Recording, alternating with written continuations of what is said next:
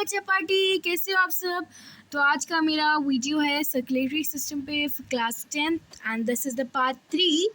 I am sure there'll be more 3 to 4 parts क्योंकि ये chapter बहुत ज़्यादा एलॉबरेटेड है and there are so many in detailed. क्योंकि बच्चों आप आईसीसी स्टूडेंट्स हो, I am sure you might understand कि आपका जो सिलेबस होता है it is not very easy to be able to understand very clearly, और इतनी जल्दी भी नहीं समझ में आता। तो आप एक बार वीडियो देखोगे तो समझ में नहीं आएगा आपको। You have to see 2 to 3 times to understand the concept. मैं इसलिए आपको इंग्लिश में एक्सप्लेन नहीं करूँगी क्योंकि आपको आई एम श्योर इंग्लिश में थोड़े से ऐसे terminologies I might use, you might not get it. बेहतर है मैं आपको आपकी जो नॉर्मल लैंग्वेज है that is Hindi, that I should explain you, right. So चलिए आगे बढ़ते हैं हमारे चैप्टर बीइंग लिम्फ से। Okay, now what is lymph. ये एक वन ऑफ द सिस्टम्स है। अभी हमने पहले क्या बात की थी, let me give you a little bit of recap. We talked about red blood cells, white blood cells, and as well as I think so no we didn't talked about, yeah, we did talk about white blood cells. Now we'll be learning about lymph. तो lymph है क्या। जैसा हमारा plasma हमारी body में एक fluid था, it is also one of the fluid that is release out of blood capillaries. Okay, and इसका काम क्या होता है, जब ये ऐसा फ्लूइड जो रिलीज होता है ब्लड कैपिलरी से, तो इसके साथ क्या होते हैं, लार्ज प्रोटीन एंड कुछ एलिमेंट्स भी प्रेजेंट होते हैं। अब आप फ्लूइड बोलते समझ ही सकते हैं बच्चों, जो फ्लूइड्स होते हैं वो फ्लूइड्स वाटरी कंटेंट के साथ हो, जैसे कि हमारा प्लाज्मा भी था, उसमें हल्का सा पानी तो था ही ना। I am sure 92% of water, right. Lymph also consist of some water and some water soluble substances, मतलब जो पानी में घुलते हैं। सॉल्युबल मतलब घुलना, पानी में घुलना। वाटर मतलब नॉर्मल पानी, आप समझ ही सकते हो। ओके, आगे बढ़ते हैं। It has some mineral distribution as present in plasma. तो इसके पास कुछ मिनरल डिस्ट्रीब्यूशन होता है, यानी कि अब देखिए आप, मैं एम श्योर आप लोग सुनते होंगे vitamin and minerals. So lymph का पहला काम जो मैं आपको कहूँगी वो क्या है, ये एक फ्लूइड है जो हमारी ब्लड कैपिलरी से रिलीज होता है। इसके साथ साथ कुछ बड़े बड़े प्रोटीन्स और एलिमेंट्स भी निकलते हैं। ये पानी और पानी के सॉल्युबल एलिमेंट्स, यानी कि पानी में घुलने वाले सब्सटेंसेस के साथ होता है। और इसके पास कुछ मिनरल्स प्रेजेंट होते हैं, जैसे कि प्लाज्मा में भी कुछ प्रेजेंट होते हैं मिनरल्स, सेम वे लिम्फ में भी कुछ मिनरल्स प्रेजेंट होते हैं। इसका जो लिम्फ वेसल्स होते हैं, हमारे पास इतने ज़्यादा लिम्फ वेसल्स है, we have named it as a lymphatic system. अब इसके यूजेस क्या है, यूजेस जो लिम्फ के होते हैं, इसके पास लिम्फोसाइट्स होते हैं जो इम्यून रिस्पॉन्स होते हैं। देखिए आप, आई एम श्योर आपको कोरोना वायरस में सुना होगा कि जिसकी इम्यूनिटी कम होगी definitely they will be affected with corona. तो हमारी immunity is one of the main reasons that we live so much, और हमें जो क्या कहते हैं, हम जो डिजीजेस होते हैं उससे बचते हैं। I think 100 years before there was some a type of a different disease called as flu. कुछ नाम था उसके साथ में कुछ लगता था फ्लू के, that was as well as corona के जैसा ही वो खतरनाक था, वेरी डेंजरस एक्चुअली। उसकी वजह से बहुत लोग मारे गए थे। तो जब भी कोई न्यू डिजीज लॉन्च होता है, you have to be launch, मतलब जस्ट कॉमेडी, मतलब लॉन्च मतलब जो आता है, जो भी वायरस स्प्रेड होता है वो स्प्रेड होता है क्योंकि आपके पास जो इम्यूनिटी सिस्टम होता है वो कम होता है। अगर आपकी इम्यूनिटी बहुत अच्छी है, it will never affect you. जैसे कि छोटे बच्चों की इम्यूनिटी कम होती है, वैसे ही बूढ़े लोगों की भी इम्यूनिटी कम होती है, मिडिल एज वालों की भी कम होती है। जिसकी ज़्यादा इम्यूनिटी, इवन मिडिल एज वाले अगर अच्छा खाते हैं, अच्छा रहते हैं, they are stress free, then इनकी इम्यूनिटी भी अच्छी होती है। तो इम्यूनिटी के ऊपर आपको फोकस करना बहुत ज़रूरी है। इसके लिए आपको हेल्दी चीज़ें खाना चाहिए, जैसे कि वेजिटेबल्स होते हैं, मीट होता है, प्रोटीन होता है। If you don't eat meat then definitely eat more things जो कि प्रोटीन में ज़्यादा हो, फाइबर हो जिसमें, जो कि आपकी बॉडी के लिए वेरी हेल्पफुल हो। This is just an advice for you guys, क्योंकि इम्यूनिटी आपकी रहना, it is one of the most important things for your body. Okay, health is wealth, आपने सुना ही होगा। सो हेल्थ इज़ द वेल्थ। ठीक है बच्चा पार्टी, आगे बढ़ते हैं हम लोग। लिम्फ के बारे में मैंने थोड़ा सा एक्स्ट्रा आपको समझा दिया, which is totally fine. Now अभी मैंने आपको कहा इनके पास लिम्फोसाइट्स होते हैं जो कि इम्यून रिस्पॉन्स में मदद करते हैं। जो लिम्फ होता है इसके पास न्यूट्रिएंट्स और इन्हें हार्मोन्स को कैरी आउट करता है। आई am sure in my previous video I told blood hormones का जो कैरी आउटिंग है, यानी कि ट्रांसपोर्ट है, वो भी कराता है। सेम लिम्फ भी इन्हें कैरी करता है। ओके, नाउ लिम्फ इन्हें अब्सॉर्ब क्या करता है, फैट्स करता है। ओके, इन लैक्टियल्स कहाँ फाउंड होते हैं बेटा, intestinal villi are not like they are folds present in the intestine. ये विली क्यों प्रेजेंट होता है, ये हमारी जो इंटेस्टाइन है इससे रप्चरिंग, जो भी अगर इसको डिस्ट्रॉय रहता है ना, इट इज़ इटाइजेनेट, ये ने म्यूकस लाइनिंग, मतलब म्यूकस के भी जो लाइनिंग, कैसे कहते हैं उसे, म्यूकस भी प्रोड्यूस करता है, ताकि जो हमारी जो लाइनिंग है इंटेस्टाइन की, उसमें कुछ जो है ना सूखी सूखी ना रहे। अब जैसे कि आई एम श्योर आपने हर जगह ही सुना होगा कि इंटेस्टाइन में भी फ्लूइड्स प्रेजेंट होते हैं, स्टमक में भी प्रेजेंट होते हैं। जैसे कि स्टमक में म्यूकोजल लाइनिंग होती है जो कि बैरियर बनती है for germs bacteria, same way lives में भी होती है। ओके, नाउ ब्लड कोगुलेशन की बात करें। देखिए ब्लड कोगुलेशन मतलब कैसा, थोड़ा सा आपको इजीली समझाऊंगी, ज़्यादा टफ नहीं करूँगी ये concept, and it is a very easy point to be remembered. देखिए ब्लड क्लॉटिंग मतलब जब आपको एक कट लग जाता है, अब करके मत देखना, लेकिन हाँ अगर गलती से कभी लग जाए तो महसूस करना उन्हें कितने दिन में हील हो रहा है, उसमें से क्या फंक्शन नहीं होंगे। आई एम श्योर जिसको अगर कट होगा ना, लिटरली जब कट होता है तो after some time it dries up, the skin dries up, या अगर आपको बहुत ज़ोर से मार लगी हो कहीं तो नीला पड़ जाता है। This is what is the work of platelets. Platelets और क्लॉटिंग फैक्टर ही मिलके हमारी ब्लड कोगुलेटिंग वर्क करते हैं, जहाँ पे ब्लड क्लॉट कैसा होता है, जो फिब्रिन होता है। अब ये फिब्रिन क्या है भाई, फिब्रिन होता क्या है, ये one of the clotting factor है। उसमें क्या होता है बोले तो पहले प्रोथ्रोम्बिन होता है, जो थ्रोम्बोकाइनेस की प्रेजेंस में थ्रोम्बिन बनता है।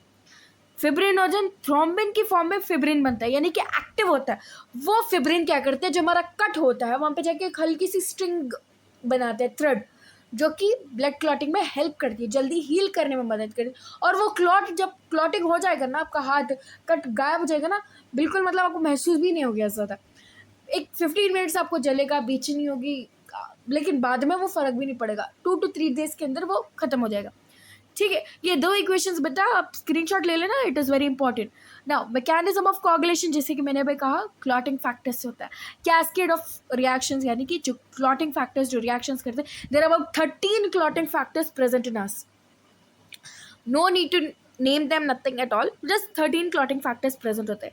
जो कैल्शियम है ना, वो ब्लड क्लॉटिंग मैकेनिज्म में one of the main important thing है। Okay, now serum, the clear liquid squeezed out of the network of fibrin in which the blood cells are trapped। ऐसा clear liquid जो कि fibrin का network है, जहाँ पे जो ब्लड सेल्स है वो ट्रैप हो जाते हैं, यानी कि सीरम मतलब जो फिब्रिन होता है ना। अब आप एक फिब्रिन देखेंगे, ऐसे ज़्यादा फिब्रिन को हम क्या कहते हैं, नेटवर्क ऑफ फिब्रिन। ठीक है, अब जो ये नेटवर्क ऑफ फिब्रिन है ना, इसी से ये बनता है, जहाँ पे जो ब्लड सेल्स है वो ट्रैप्ड हो जाते हैं। ठीक है बच्चा पार्टी, आगे बढ़ते हैं। Blood groups and Rh factor.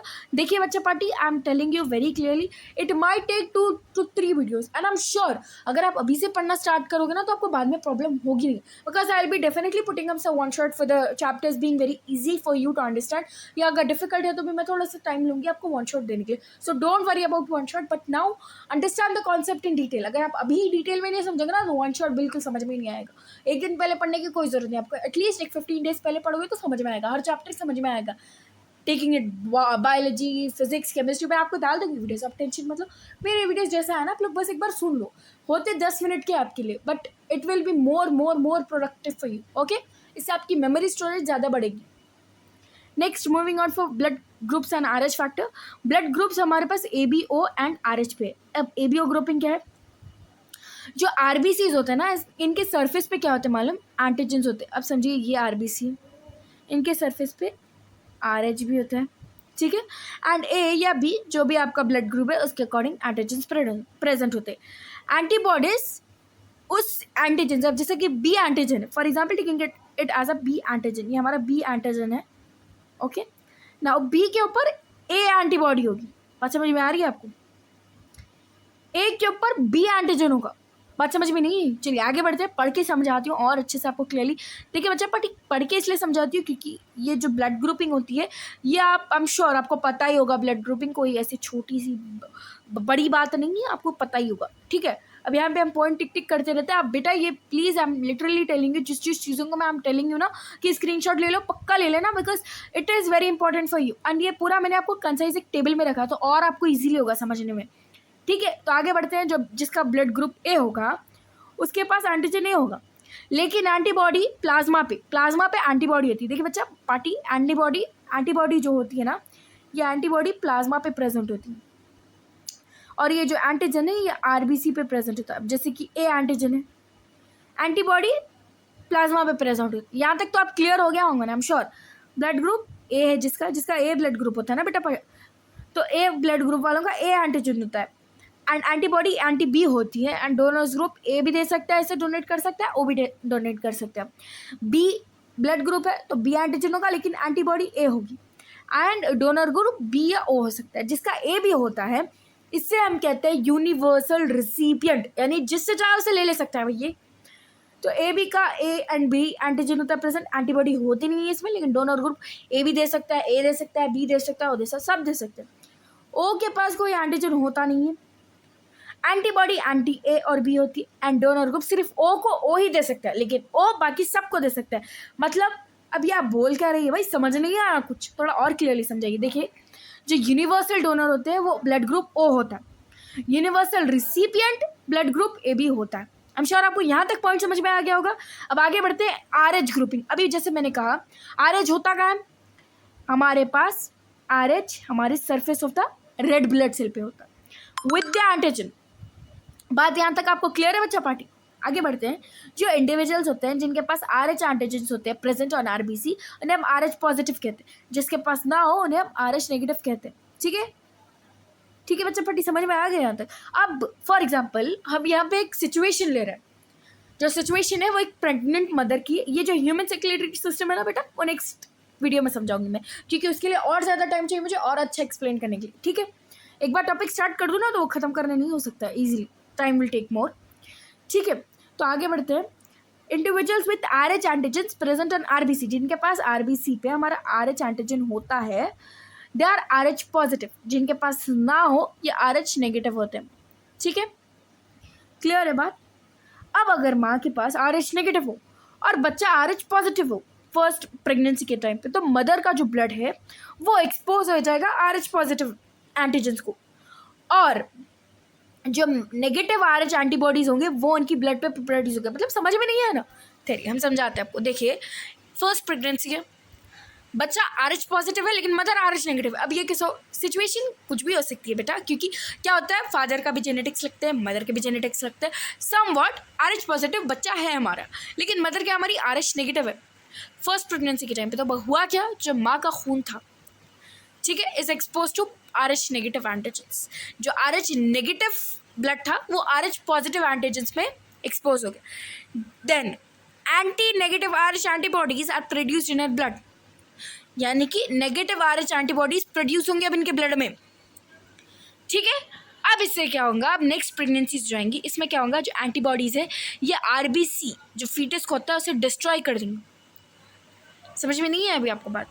Late me tell you one more time. जो मदर का ब्लड है जब वो आर एच पॉजिटिव एंटीजन्स पे जाके एक्सपोज होगा, are H negative antibodies produce होंगे इनके खून में, यानी कि मदर के खून में प्रेजेंट होंगे आर एच एंटीबॉडीज जो कि नेगेटिव है। अब ये जो एक्सपोज होंगे वो फर्स्ट प्रेगनेंसी के लिए ठीक है भाई, बच्चा आ गया बाहर। नेक्स्ट सेकेंड थर्ड प्रेगनेंसी में क्या होगा, ये क्या करेंगे, ये जो एंटीबॉडीज है, सॉरी बच्चों, ये जो आर एच ये जो आरबीसीज है ना फीटस के, ये डिस्ट्रॉय हो जाएंगे। एंड ये जब डिस्ट्रॉय होंगे तो बच्चे को एनीमिया या फिर जॉन्डिस की प्रॉब्लम होगी। इससे हम कहते हैं एरिथ्रोब्लास्टोसिस फीटलिस। ठीक है बच्चा पार्टी, आगे बढ़ते हैं। जो आर एच इनकम्पैटिबिलिटी होती है जिसमें पहला बच्चा सेफ हो सकता है या फिर उसे एनीमिया भी हो सकता है। ये हम कंडीशन अवॉइड इसलिए कर भी सकते हैं अगर माँ जो है वो होने के बाद फर्स्ट प्रेगनेंसी, सेकेंड प्रेगनेंसी से पहले जब बच्चा होने के बाद अगर वो एंटी आर एच एंटीबॉडीज ले ले तो माँ को भी प्रॉब्लम नहीं होगा, आगे की जो सब्सिक्वेंट प्रेगनेंसीज है उसमें भी प्रॉब्लम नहीं होगा। सॉरी बच्चों जो डिस्टर्ब हो चुका है आपको, I am very sorry for it. आगे हम बढ़ते हैं with human circulatory system in my next video. तब तक के लिए वेट करना बच्चों, I am sure I will put up 1 or 2 videos together, so don't worry about such things. Okay, आपको अगर कुछ भी कंफ्यूजन हो रहा है you can definitely comment me and don't forget to like share and subscribe बच्चा party, क्योंकि आप अगर सब्सक्राइब ही नहीं करोगे तो आप मेरी क्या हेल्प कर रहे हो। You have to subscribe me to make me understand कि भाई समझ में आया बच्चों को, इतने बच्चे समझ रहे हैं इतने बच्चे नहीं समझ रहे हैं। So please subscribe me and comment me अगर आपको कुछ भी डाउट है। Bye bye.